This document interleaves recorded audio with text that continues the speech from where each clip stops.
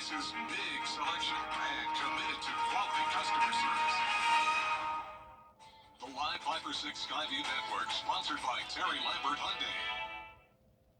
Well, it's been a beautiful day today with plenty of sunshine and low humidity, so it looks great outside right now. Can we keep this trend going for the next couple of days? We'll talk about it coming up in the Now, on News Channel 6 at 6, second thoughts on the department audit in Augusta. Why some city leaders are trying to put a pause on that plan as your news at 6 starts now. Live from Television Park, this is WJBF News Channel 6 at 6.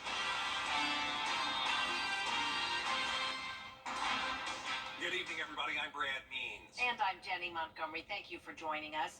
Coverage you can count on begins with a deep dive into the finances of the Augusta Recreation Department, hitting a major snag. Now, commissioners approved an audit of the department after the former director resigned, but now commissioners are saying they have questions concerning the firm that was recommended to do the job.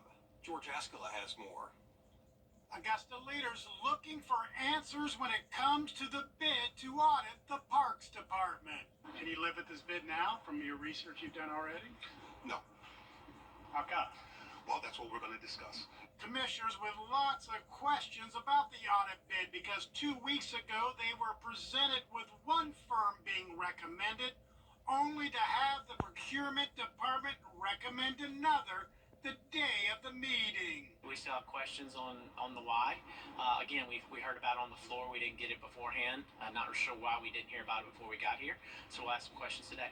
Procurement Director Jerry Sams telling commissioners the low bid arrived by courier before the office opened, so it did not get considered with the other two bids. The procurement department being closed just because one person's not there, that's questionable. Our courier knows how this building operates.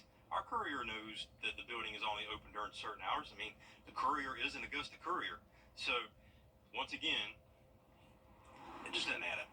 But the new recommended bid is $71,000 less than the original one. And even though it's a lower bid, I mean, that's great, actually. But if we're going to follow the process, let's follow the process. And some commissioners want to restart the process. I think the best thing I could do is recommend that we put it out for rebid. The Finance Committee did not approve the new bid, sending it to the full commission next week without a recommendation. In Augusta, George Escala, WJBF, News Channel 6. It is time now for our first check of the weather. Here's Chief Meteorologist Tim Miller. And here we are on Tuesday. We had a great holiday. So a suspect wanted in a deadly shooting that happened back in January.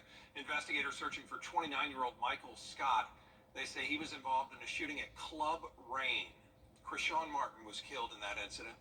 Scott now with several warrants out, including murder and possession of a gun during a violent crime. A suspect is wanted in a 2023 murder in Augusta. Rashawn McAllister Lawrence is wanted for the death of Isaiah McKnight. It happened at the intersection of Glen Hills and Claudia Drive in November of 2023. Investigators say McKnight was shot at least once and died at the hospital. McAllister Lawrence is wanted for murder and aggravated assault. Well, today, a ribbon cutting at the Bell Auditorium. It's been closed for months for renovations, but now the celebration is underway. And News Channel 6's Nikita Dennis is covering it for us. Nikita. Yeah, the Bell Auditorium is over 30 years old, and it has now been renovated with more appliances to accommodate people who come in for future entertainment. And as you can see, this is a glimpse of what the Bell looks like, a nice building, a nice facility. And the chairman of the Coliseum Authority, Brad Ussery, tells me this renovation was much needed for the community. And today they officially welcome people into the Bell Auditorium with a special ribbon cutting. The new facility will have more bathrooms and a lobby to accommodate people who come in for entertainment. Ussery says their first big entertainment performance is this Friday. This grand lobby is the showplace. It's got the wow factor, and it's going to connect to our brand new arena in 3 years. I'll have the full details on this new facility coming up tonight at 10 and 11. Live in Augusta, Nikita Dennis, WJBF, News Channel 6. All right, Nikita, thank you. Crews are back in town to shoot another movie in Augusta. Beyond Casual Media production company was in Hephzibah today, filming a scene for its newest psychological thriller called The Observance. It's about a woman who wakes up from a coma and finds her town being overrun by a cult. The scene they filmed today was a SWAT team confronting the cult at a cabin. The Observance is the fourth movie the director has worked on with the Augusta-based production company, and there's a reason he keeps coming back. You know, the thing about Augusta is it's a lot of variety here. It's very versatile. Like, there are places here that could pass from New York or even London, and you know, one of the things it's very there's not tons of film crews here, so it's easy to find the locations and find good people here. The movie should be released early next year. We'll have more information as it becomes available.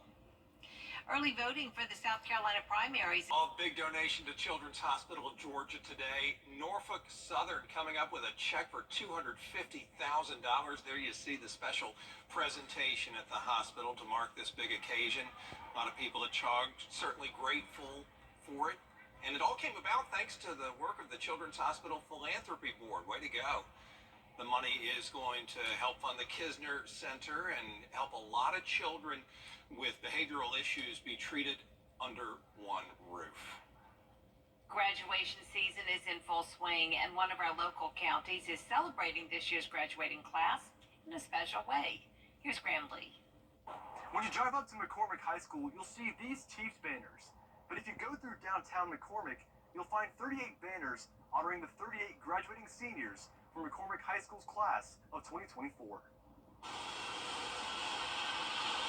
The tradition began with last year's class, an idea coming from the school's principal, Gina Weidman.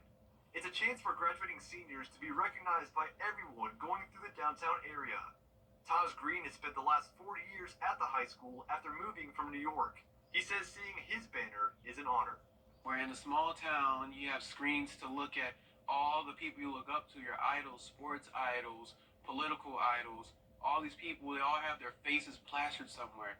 And we all want to be seen because we've been through so much, even in COVID. So being seen around town, it's amazing. McCormick High School's graduation is set for this Friday morning at 10 a.m. In McCormick County, Graham Lee, WJBF, News Channel 6. Coming up, an investigation into Israel's midnight. Yeah, that's going to be nice. Very good, very good. Also ahead, the road to the College World Series begins this week. Hear from our regional teams as they hope to play their way to Omaha. Imagine life. Hey, it's Anna Christina. Jimmy's Home Furnishings is starting their third annual Mega Memorial Day sale today. We're offering 36 months, no interest financing, and up to 40% off clearance items, plus free delivery on any purchase. Jimmy and his son Alex want to thank you for shopping with us and supporting a local family-owned and operated business. Come shop our 40,000-square-foot showroom located in Grovetown, just 2 miles off exit 190. Jimmy's Home Furnishings, where it feels like home. It's been said. And giving your best partners. Weather headlines on News Channel 6. Brought to you by Hickson Roofing. The News Channel 6 mobile app is now even better. Download it today. Now, WJBF sports coverage you can count on. On Monday, Clemson, Georgia Tech, and South Carolina's baseball teams learned where their road to Omaha starts as 4 of the 64 teams hoping to make a run to the College World Series. Clemson and Georgia will host 2 of the 16 double elimination regionals. In Athens, first-year head coach Wes Johnson and the number 7 seed Dogs host Georgia Tech, Army, and UNC Wilmington. Johnson was a pitching coach at Central Arkansas the last time Georgia baseball advanced out of an NCAA regional. That was 2008 when they beat Georgia Tech twice on a run to the College World Series. For Danny Hall and his Yellow Jackets, it's their 4th tournament appearance in the last 5 years, but Hall and his team weren't certain that they would get in. But to see the reaction when our name got called was, I mean, that's as priceless as it gets. And as a coach, that's what you want to see is the excitement from your team. But again, a lot of hard work goes into it with the players, our coaches, our support staff. A lot goes into this to get the opportunity to play in an NCAA regional. So, proud of them, proud of just everything we've done, and now we get a chance to keep playing. There wasn't as much anxiety for the Clemson Tigers, who earned the number 6 national seed, host for the second year in a row. They welcome Coastal Carolina, Vanderbilt, and High Point.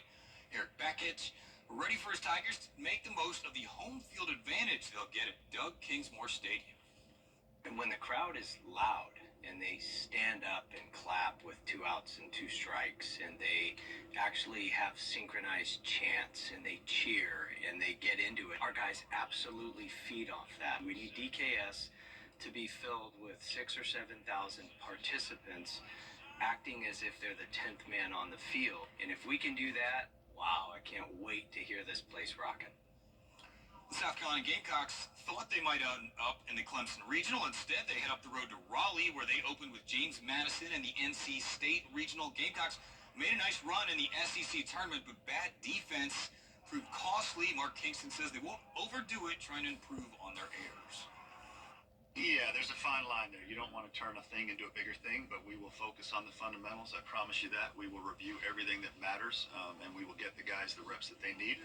It's a fine line, though, because we just had 5 grueling days in the heat there, and so we're going to work on it enough so as to feel like we're sharp, but we're not going to do it so much to where the guys are worn out. And here are the matchups in Athens, and shout out to the Georgia Tech men's golf team. They're playing in the NCAA semifinals in match play right now in California. Dogs play at 1, Jackets at 7 on Friday. And in the Carolinas, Clemson going to play the nightcap at 7. South Carolina, the 2 seed. They will play at 2 o'clock. Now, the Raleigh Regional is paired with the Athens Regional in the next round. And the Braves called up former Augusta Green Jacket Spencer Swellenbach. He was in Gwinnett to throw a bullpen session and expected to make a start there. The Braves told him, no, come on up to the big leagues. He's expected to start Wednesday. The Braves take on the Nationals. Max Fried gets the start tonight. Another Brave, former Green Jacket, making his way. And they need a pitcher right about now. Thanks, Brennan. We'll be right back.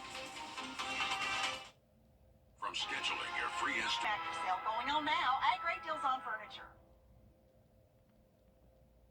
Over the years, thousands of people have gotten their hands on one. And who knows, you could be next. Win your very own Good Morning Augusta coffee mug at WJBF.com/coffee club. Sponsored by Honda Cars of Aiken.